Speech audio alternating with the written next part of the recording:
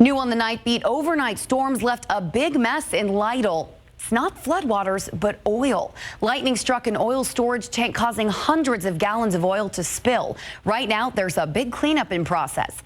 And the night team's Alex Schreck tells us what challenges those cleanup crews are dealing with. As you can see here, Lynette Murphy says those black plants in the foreground are usually green, except when covered in oil. about 3 o'clock this morning when the storms came in, I started smelling an odd odor, and I thought maybe it was sewage. So I walked around, couldn't find anything, and I waited until the sun came up. Hours later, she learned that smell near her Lytle home was oil. Lytle police confirmed that lightning struck a storage tank, rupturing it. It looks much worse.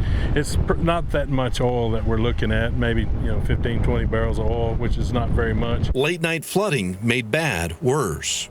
If it had just been an oil spill, it would have been contained in just a few acres, but because it was such a flood coming through here, the oil spread with the water. Melanson says cleanup should last about 3 days. What we're going to do is we're going to use a special soap that's environmentally friendly that will kind of emulsify the oil. Lynette Murphy says although crews responded quickly, she feels the danger isn't over just yet. The kids go in there, they don't go swimming, but they do fish in there, and right now it's not a place where I would take my child. A spokesperson for the state's Commission on Environmental Quality said it would be up to the county to monitor the effects of the spill. Alex Schreck, KSAT 12 News.